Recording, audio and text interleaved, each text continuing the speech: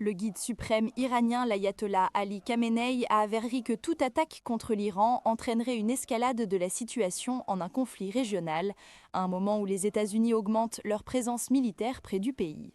Il a ajouté que le peuple iranien ne devrait pas être influencé par les mouvements militaires américains, ainsi que l'envoi de navires de guerre dans la région.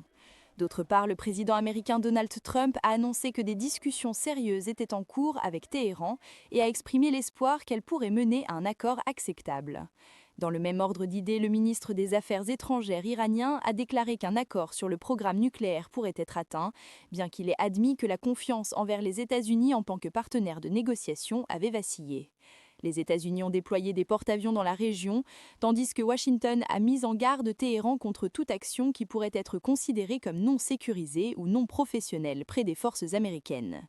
La situation s'est encore tendue après 2 explosions survenues samedi en Iran, tandis que Trump a souligné que l'Iran devait remplir 2 conditions pour éviter une intervention militaire américaine, ne pas développer d'armes nucléaires et cesser la violence contre les manifestants. Selon les organisations de défense des droits de l'homme, plus de 6300 personnes ont été tuées depuis le début des manifestations, tandis qu'il est averti que le nombre de victimes pourrait dépasser 25 000.